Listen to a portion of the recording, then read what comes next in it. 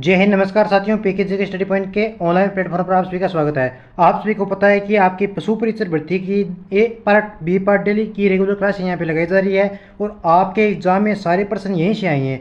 देखिए साथियों, अगर आपको पशु परिचर के अंदर अपना सिलेक्शन पक्का करना है तो राजस्थान जीके आपका कंप्लीट होना चाहिए। और इस क्लास में मैं आपको राजस्थान जीके है उसी तैयारी में बेसिक से करवाने वाला हूँ। बी पार्ट है, अगर आपको पता नहीं है तो बी पार्ट में बता दूँ साथियों, आपके पशु परिचय में बी पार्ट है वो आएगा आपका 45 नंबर का। अगर आपने अभी तक कुछ भी पढ़ा है, बिल्कुल भी नहीं पढ़ा है, तो बिल्कुल भी घबराने की बात नहीं है, क्योंकि मैं आपको यहाँ पे एकदम बेसिक से यानी जीरो लेवल से तैयारी करवाने वाला हूँ। और एक बात यह है हमारी कि यहाँ पे आपको एकदम नोट्स है जो फ्री में उपलब्ध करवाए जाएंगे और नोट्स है वो तैयार हो रहे हैं। दोस्तों देखो साथियों, मेरा मकसद सीधा सा सिंपल सा है कि बच्चों को सीधा सिलेक्शन दिलाना, ऐसे प्रश्न उठा के लाना जो सीधे डायरेक्ट यहाँ से एग्जाम में छपने वाले हैं। तो क्लास है वो हमारी बहुत ही मज़ेदार है, क्लास में मज़ा आने वाला है, क्योंकि मैंने अच्छे क्वेश्चन लिए हैं क्लास के अंदर। और सभी बच्चे लास्ट में कमेंट करना कि आपके कितने क्वेश्चन तो सही होते हैं और क्लास आपको कैसे लगी। ठीक है, तो चलिए अपने सेशन की शुरुआत करते हैं। पहला प्रश्न है जो आपकी स्क्रीन के सामने हाजिर है। फिर क्वेश्चन नंबर 1 है हमारा कि निम्न में से राजस्थान का प्रथम किसान आंदोलन कौन सा है। ऑप्शन है एक ही आंदोलन है, बिजोलिया किसान आंदोलन है, बेगू है या दूध वाखारा है। बहुत ही प्यारा प्रश्न है भाई, एग्जाम में 100% आने वाला प्रश्न है ये क्वेश्चन। आपके पशु के एग्जाम में पक्का छपेगा कि निम्न में से राजस्थान का प्रथम किसान आंदोलन कौन सा है। एक ही है, बताओ कौन सा है। एक ही है क्या? नहीं है, एक ही नहीं है भाई, तो कौन सा होगा? बिजोलिया किसान आंदोलन। गुरु जी बी को लो कर दो। बिल्कुल साथियों, राजस्थान का प्रथम किसान आंदोलन कौन सा था आपका? तो वो था आपका बिजोलिया किसान आंदोलन। बी ऑप्शन अपना यहाँ पे सही आंसर हो जाएगा। अगला प्रश्न देखिए नेक्स्ट हमारा, अंग्रेजों के अधीन राजस्थान का पुराना नाम था। यानी अंग्रेज अपने राजस्थान को किस नाम से पुकारते थे? अंग्रेज क्या कह के पुकारते थे? राजस्थान का पुराना नाम क्या था भाई अंग्रेजों के टाइम? मारवाड़ था, राजपुताना था, जयपुर था या मेघमल्हार था? ये थोड़ा मिस प्रिंटिंग हुआ है, यहाँ कोई और ही बता। ठीक है, तो इन तीनों में से आपको जवाब देना है कि अंग्रेजों के अधीन राजस्थान का पुराना नाम क्या था। अगर मैं आपसे यहाँ पे सही आंसर की बात करूँ तो आपका बिल्कुल राइट आंसर हो जाएगा यहाँ पे राजपुताना, यानी बी ऑप्शन आपका यहाँ पे सही आंसर हो जाएगा। दोस्तों अंग्रेजों के दिन अपना राजस्थान का पुराना नाम अपना राजपुताना था, ये बात आपको याद रखनी है। अगला सवाल देखिए आपसे क्या पूछा है। अगला हमारा क्वेश्चन है बहुत ही इंपॉर्टेंट है, एग्जाम में पक्का आएगा कि मोतीलाल तेजावत किस गाँव के निवासी थे। ऑप्शन है फलासिया का था, सामलिया का था, कोलियारी का था या मानगढ़ का था। बहुत ही प्यारा क्वेश्चन है भाई, वेरी गुड, सभी बच्चों के एकदम करेक्ट आंसर आ गया है। बच्चों ने यहाँ पे इस क्वेश्चन में लॉक किया है, सर जी मोतीलाल तेजावत है ये किस गांव के निवासी थे? तो गुरु जी अपने कोलियारी गांव के निवासी थे। बिल्कुल दोस्तों मेरे आपके सही आंसर हो जाएगा सी ऑप्शन। ठीक है, आगे बढ़िए। अगर आपने पशु परिचर के अंदर कुछ भी नहीं पढ़ा है तो दोस्तों घबराइए मत, मैं आपको यहाँ पे बिल्कुल शून्य से तैयारी करवाने वाला हूँ। एकदम वही प्रश्न मैं आपके लिए उठा के लाया हूँ जो आपके पशु परिचर में डायरेक्ट यहाँ से क्वेश्चन है जो आपके हूबहू एग्जाम में छपने वाले हैं। ठीक है, तो क्वेश्चन देखिए आपका कि धर्मस्थल का सर्वाधिक विस्तार मिलता है। वो ऑप्शन है ईरान में मिलता है, पाकिस्तान में मिलता है, भारत में मिलता है या अफगानिस्तान में मिलता है। बहुत ही सिंपल सा क्वेश्चन है, थोड़ा सा दिमाग लगा के आंसर देना है। प्रश्न क्या है? प्रश्न है कि धर्मस्थल का सर्वाधिक विस्तार। अरे भाई धर्मस्थल ईरान में नहीं है, पाकिस्तान में नहीं है, अफगानिस्तान में नहीं है, सर्वाधिक कहाँ पे आपका? धर्मस्थल अपने भारत में है सर्वाधिक। ठीक है, सी ऑप्शन अपना यहाँ पे सही आंसर हो जाएगा। आपके एग्जाम में हूबहू प्रश्न छपेंगे, यहाँ से पहले ही बोला हूँ, बाद में मत कहना कि सर जी हमें बताया नहीं। अगला प्रश्न है कि काकड़ कांड किस प्रजामंडल आंदोलन के दौरान घटित हुआ। बहुत ही शानदार प्रश्न है भाई, वाह क्या बात है सर जी, आज तो क्लास में मजा आने वाला है। हाँ बिल्कुल भाई मेरे दोस्त, एक बार क्लास को शेयर कराओ। अरे भाई रसगुल्लों क्लास को शेयर कर दो ताकि जो बच्चे यहाँ पे सुपरवाइजर की तैयारी करें उन तक ये क्लास आसानी से पहुँच जाए। कागड़ कांड है ये किस प्रजामंडल आंदोलन के दौरान घटित हुआ? जयपुर प्रजामंडल, बीकानेर प्रजामंडल, कोटा प्रजामंडल या झालावाड़ प्रजामंडल? देखो साथियों सभी को एकदम सही आंसर देना है कि कागड़ कांड है ये किस प्रजामंडल आंदोलन के दौरान घटित हुआ। बताओ भाई इसका राइट आंसर कौन सा हो जाएगा। देखो जो भी बच्चे यहाँ पे बी ऑप्शन को लो करें, बी ऑप्शन को लो करने वाले सभी स्टूडेंटों का एकदम यहाँ पे सही आंसर हो जाएगा। ठीक है, कागड़ कांड ये आपका बीकानेर प्रजामंडल के दौरान घटित हुआ। किस प्रजामंडल के दौरान घटित हुआ कागड़ कांड? तो बीकानेर प्रजामंडल। ठीक है, याद रह जाएगा बिल्कुल। आगे बढ़िए, अगला प्रश्न देखिए नेक्स्ट हमारा। अगला सवाल हमारा कि नदियों की लंबाई के संबंध में निम्नलिखित में से कौन सा तथ्य है जो क्या है भाई आपका गलत है। यहाँ पे आपका सही आंसर कौन सा हो जाएगा ये प्रश्न आपका। वो ऑप्शन है लूनी नदी है, चंबल है, बनास है या मई है। कौन सा तथ्य जो गलत है? यानी आपके यहाँ पे 3 ऑप्शन तो क्या है भाई आपके सही है, एक ऑप्शन जो आपका यहाँ पे क्या है असत्य है, उस ऑप्शन का चूज करना आपको। तो लूनी नदी की लंबाई कितनी है आपकी? 495 किलोमीटर है, ये तो अपना सही है। चंबल नदी की लंबाई कितनी है भाई आपकी? 1050 किलोमीटर, ये भी सही है। देखिए हम नया जी के पढ़ रहे हैं, पहले ही बोला हूँ मैं, बाद में मत कहना कि मैं बताया नहीं है। ठीक है, बनास नदी की लंबाई कितनी है? 512 किलोमीटर, ये भी सही है। बंसी कौन सी अपनी? मई नदी। अब देखिए दोस्तों मई नदी की लंबाई 467 किलोमीटर ये नहीं है भैया आपकी। ठीक है, मई नदी की लंबाई 467 किलोमीटर हो ही नहीं सकती है। ठीक है, तो कितनी है? मई नदी की लंबाई आपकी 576 किलोमीटर। ठीक है, याद रखना मई नदी की लंबाई कितनी है? 576 किलोमीटर हो जाएगी। डी ऑप्शन अपना इस क्वेश्चन का सही आंसर हो जाएगा। अगला सवाल देखिए नेक्स्ट हमारा। अगला प्रश्न है कि राजस्थान के एकीकरण का श्रेय किसे जाता है। राजस्थान का अपना एकीकरण हुआ था दोस्तों, उसका श्रेय किससे दिया जाता है। ऑप्शन है वल्लभ भाई पटेल को, जवाहरलाल नेहरू को, माउंट बेटन को या हीरालाल शास्त्री को। बहुत ही प्यारा प्रश्न है, नॉर्मल सा क्वेश्चन पूछा गया आप किसी इजी प्रश्न है भाई। थोड़ा सा दिमाग लगा के अगर आंसर दोगे ना तो आप इस क्वेश्चन को क्या कर दोगे, वैसे ही कर दोगे। अगर आप रोजाना यहाँ पे क्लास अटेंड करते हो तो आपका जो जीके है ना वो मजबूत हो जाएगा और आपका सुपर टीचर में सिलेक्शन आसानी से हो जाएगा। देखो भाई मेरा तो काम आपको बताना है, अब आप पर डिपेंड करता है कि आप कितने यहाँ पे अपना टाइम देते हो और कितना नहीं देते हो, ठीक है। तो मेरा काम बताना था, मैंने आपको बता दिया। फटाफट से क्वेश्चन का आंसर बता दीजिए कि राजस्थान के एकीकरण का श्रेय किसे जाता है। तो राजस्थान के एकीकरण का श्रेय एकीकरण में आपसे बात करूँ तो ये किसे दिया जाता है, ये दिया जाता है अपने सरदार वल्लभ भाई पटेल को। किसको भाई, सरदार वल्लभ भाई पटेल को अपने राजस्थान के एकीकरण का श्रेय दिया जाता है। यानी ए ऑप्शन को लॉक करने वाले मेरे सभी डी स्टूडेंटों का यहाँ पे सही आंसर हो जाएगा। अगला प्रश्न देखिए नेक्स्ट हमारा। नेक्स्ट है कि भेड़ में ऊन काटने की क्रिया है। ये आपका बी पार्ट का प्रश्न है और बी पार्ट में से ये प्रश्न पक्का आएगा, पहले ही बोला हूँ। वही प्रश्न मैंने आपके इस क्लास में लिए हैं जो आपके सीधे डायरेक्ट एग्जाम में छपने वाले हैं। तो भेड़ में ऊन काटने की क्रिया क्या कहलाती है भाई। वो ऑप्शन है टैगिंग है, कलिंग है, डॉकिंग है, शेयरिंग है। मैंने जो सुपर टीचर के ऐप से जो पहले स्टार्ट की थी ना क्लास बी पार्ट की ओनली, मैंने वो कोई क्लास नहीं लगाई, ओनली बी पार्ट की क्लास रही थी 40-45, ठीक है। उनमें मैंने आपको बहुत बार बताया था मैंने दोस्तों आपको कि भेड़ में ऊन काटने की जो क्रिया है उसको शेयरिंग बोलते हैं। क्या बोलते हैं, भेड़ में ऊन काटने की क्रिया को शेयरिंग बोलते हैं। यानी डी ऑप्शन अपना यहाँ पे सही है हो जाएगा, ठीक है। आगे बढ़िए, अगला प्रश्न देखिए। वह अवधि जिसमें मादा पशु नर पशु के साथ संभोग करने की इच्छुक होती है। बहुत ही प्यारा प्रश्न है, एग्जाम की दृष्टि से मोस्ट इंपोर्टेंट प्रश्न है, स्टार मार्क करो पक्का आएगा। ऑप्शन है ब्रांडिंग है, गोदना है, टैगिंग है या मध्यकाल है। वह अवधि जिसमें मादा पशु नर पशु के साथ संभोग करने की इच्छुक हो जाती है, ऑप्शन इसका राइट कौन सा हो जाएगा, बता दो भाई। कुछ बच्चों के यहाँ पे सही आंसर आ रहे हैं और कुछ बच्चे यहाँ पे गलत दे रहे हैं। देखो भाई थोड़ा सा दिमाग लगा के आंसर देना है अपने को। बी पार्ट है, देखो भाई बी पार्ट यहाँ पे मैं क्लास आपकी लगा सकता हूँ व्याख्या सहित, लेकिन उतना क्या है भाई आपको टाइम कम है, 3-4 महीने हैं, तो मैं सोचता हूँ कि एमसीक्यू क्विज की तरह आपको याद करवा दूँ। बी पार्ट के मेरे पास ठीक है, अगर मैं चाहूँ तो यहाँ पे गिर सकता हूँ, लेकिन मैं डालता नहीं हूँ क्योंकि बेफालतू टाइम खराब नहीं करना अपने को। ट्रिक से याद करेंगे तो 2 मिनट ट्रिकों के अंदर लगेगा अपने को याद होती व्याख्या से। तो इससे अच्छा है कि अपन एमसीक्यू क्विज ही हल कर लें ताकि डायरेक्ट हमारा काम हो जाए। तो वह अवधि जिसमें क्या है भाई मादा पशु है वो आपके नर पशु के साथ संभोग करने की इच्छा होती है, वो कौन सी अवधि है, तो वो होती है आपकी मध्यकाल की अवधि। कौन सी हो जाएगी, इस क्वेश्चन का सही आंसर हो जाएगा आपका डी ऑप्शन, ठीक है। मध्यकाल की अवधि बोलते हैं उसको, ठीक है। आगे बढ़िए, अगला प्रश्न देखिए। और फटाफट से सभी विद्यार्थी क्या करेंगे, इस क्वेश्चन का आंसर देंगे कमेंट बॉक्स में। कोई भी बच्चा क्या नहीं करेगा, फ्री नहीं बैठा रहेगा और किसी को भी बातें नहीं करनी है। फोन की आईडी स्क्रीन करो, सीधा कमेंट बॉक्स में ध्यान नहीं देना है, ऑन स्क्रीन पे फोकस कीजिए। स्वतंत्रता सेनानी श्री केसरी सिंह भारत की जन्मस्थली है। ऑप्शन नसीराबाद में है, खरवा में है, मंडलगढ़ में है, शाहपुरा में है।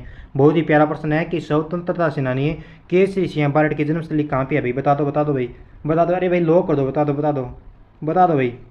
अरे इसका सही आंसर बता दो क्या हो जाएगा। तो देखिए दोस्तों इसका बहुत ही प्यारा आंसर दिया है एक बच्चे ने लॉक किया सर जी की केसरी सिंह भारत इनकी जन्मस्थली है वो हो जाएगी आपकी शाहपुरा में। कहाँ पे हो जाएगी भाई, शाहपुरा में हो जाएगी। यानी डी ऑप्शन को लॉक किया है बहुत सारे बच्चों ने और उन सभी का क्या है भाई एकदम सही आंसर है, ठीक है। केसरी सिंह भारत का जन्म कब हुआ भाई, तो इनका जन्म हुआ आपका 21 को खेड़ा बारठ जी खेड़ा शाहपुरा में हुआ, ठीक है। नवंबर 1872 को देवपुरा इनके गुरु श्यामल दास ददवाड़िया थे।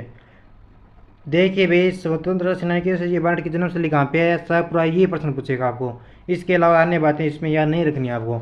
आगे देखिए अगला प्रश्न देखिए। अगला क्वेश्चन आपका कि राजस्थान में पत्रकारिता के विश्व पितामह कहा जाता है।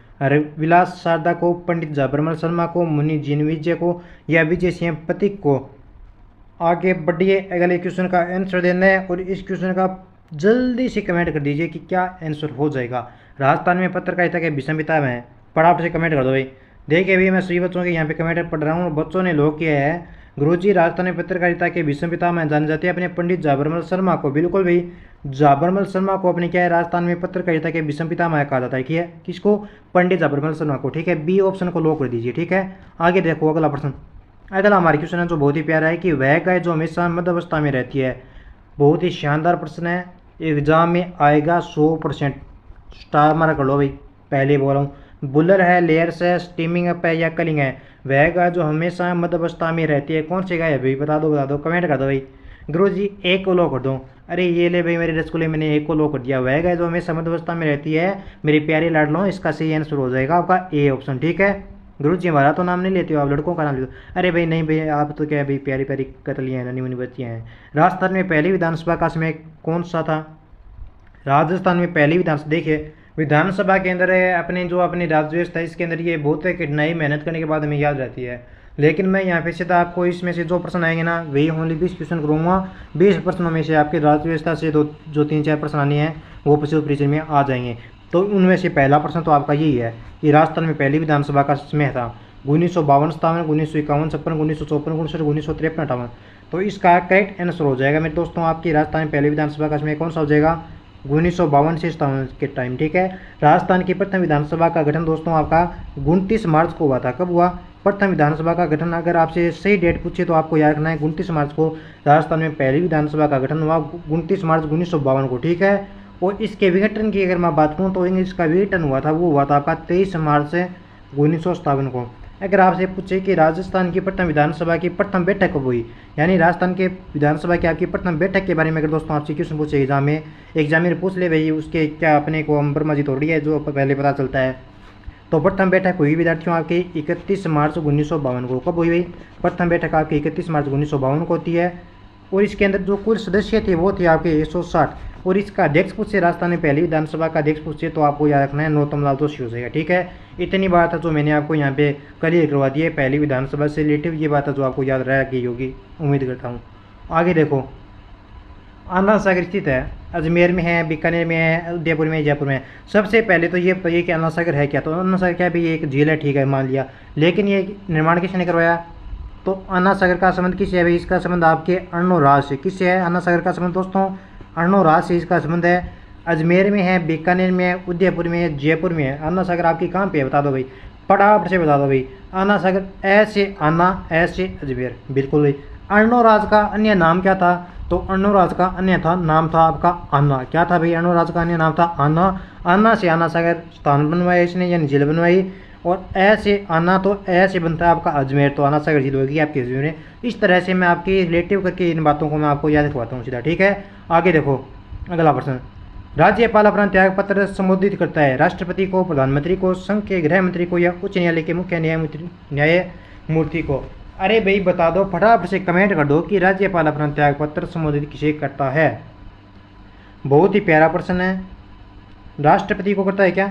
बिल्कुल भाई, राज्यपाल अपना त्याग पत्र किसको करता है? राष्ट्रपति को करता है। लेकिन कुछ बच्चे अभी ये बोलेंगे कि सर जी राष्ट्रपति को नहीं करता है, लेकिन मेरी बात ध्यान से सुन लेना। राज्यपाल अपना त्याग पत्र किसको संबोधित करता है? तो ये करता है अपने राष्ट्रपति को। लेकिन इसके बारे में पूरी बात सुनो आप पहले।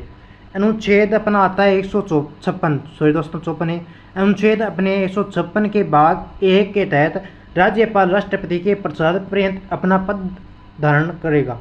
राज्यपाल अब राष्ट्रपति के, यानी राष्ट्रपति अपना त्याग पत्र दे देगा ना, उसके बाद भी क्या करेगा?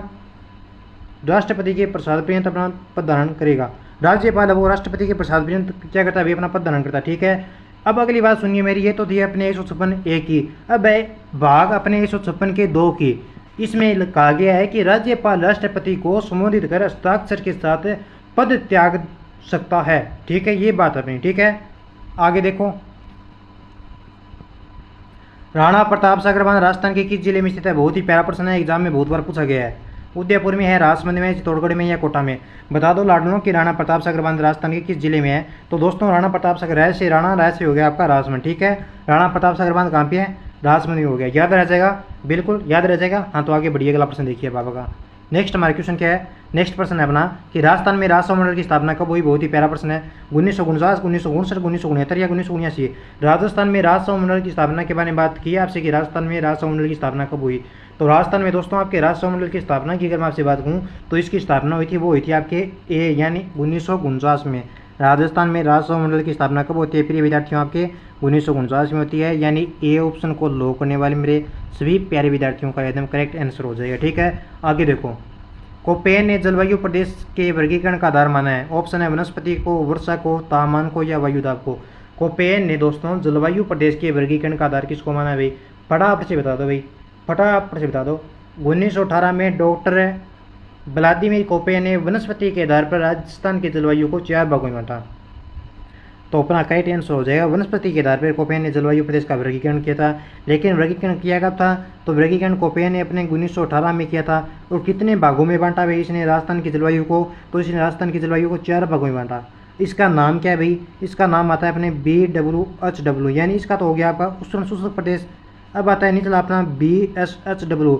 BSHW होता है आपका अर्ध शुष्क प्रदेश। तीसरा आता है दोस्तों आपके CWG। CWG हो गया आपका उपोष्ण कटिबंधीय आंध्र प्रदेश, ठीक है। और लास्ट में बचा अपना 4 कौन सा भाई? AW, ठीक है। AW से हो गया आपका उष्ण कटिबंधीय आंध्र प्रदेश, ठीक है। आगे देखो ये जलवायु का वर्गीकरण है ना भाई, इसके अंदर जो रीट वाले हैं ना उनको भी बहुत सारी दिक्कतें होती है। लेकिन फिक्र मत करिए, मेरे नोट्स तैयार हो रहे हैं, आपको एकदम बारीकी से अध्ययन करूँगा मैं आपको। राजस्थान उच्च न्यायालय के पहले मुख्य न्यायाधीश कौन थे? KK वर्मा, DS देव, सुरजू प्रसाद, इनमें से कोई नहीं। राजस्थान उच्च न्यायालय के दोस्तों पहले मुख्य न्यायाधीश कौन थे? बता दो भाई, फटाफट से कमेंट कर दो कि राजस्थान उच्च न्यायालय के पहले मुख्य न्यायाधीश कौन थे। तो इसके पहले मुख्य न्यायाधीश की अगर दोस्तों मैं आपसे बात करूँ तो इसका राइट आंसर हो जाएगा आपके KK वर्मा, ठीक है। यानी ये ऑप्शन करेक्ट हो जाएगा। अब आगे देखिए अगला प्रश्न। अब फटाफट से इस क्वेश्चन का नीचे आंसर देना है सबको, ठीक है। राजस्थान के किस जिले में जलोढ़ मृदा पाई जाती है? डाकोर में है, भरतपुर में, बाड़मेर में या जैसलमेर में? राजस्थान के किस जिले में दोस्तों जलोढ़ मृदा पाई जाती है? तो जलोढ़ मृदा की अगर मैं आपसे बात करूँ तो ये पाई जाती है आपके भरतपुर जिले में। कहाँ पे हो जाएगी भाई? भरतपुर जिले में आपकी जलोढ़ मृदा पाई जाती है। अगला सवाल देखिए नेक्स्ट हमारा। गुरु जी आगे सवाल नहीं है, ठीक है भाई, आगे सवाल नहीं है, ये तो कल पढ़ेंगे अपनी, ठीक है। अब मेरी बात ध्यान से सुनिए, ठीक है, कि अगर आप पहली बार PKG के स्टडी पॉइंट पे नए जुड़े हैं तो चैनल को जरूर सब्सक्राइब करना। अगर आप इस बार कर रहे हैं CET की तैयारी, पशु परिचर की तैयारी दोस्तों, तो बिल्कुल भी घबराइए मत। मैं आपको यहाँ पे 0 लेवल से एकदम बेसिक तैयारी करवाने वाला हूँ। अगर आपने अभी तक क्लास का ग्रुप ज्वाइन नहीं किया है तो क्लास का ग्रुप ज्वाइन करने के लिए आपको 9057001547 इन पर क्या करना पड़ेगा भाई? मैसेज करना पड़ेगा, ठीक है। इन पर मैसेज कर लेना ताकि आपको यहाँ पे जब भी क्लास हो उसका नोटिफिकेशन मिल जाए, ठीक है। अब एक नन्ना मुन्ना प्यारे बच्चे की तरह शानदार ढंग से अच्छा टबरिया बन के कमेंट कर देना कि क्लास कैसे लगी, ठीक है। और मिलते हैं अगले वीडियो में, तब तक टाटा बाय, ठीक है। जय हिंद, जय भारत।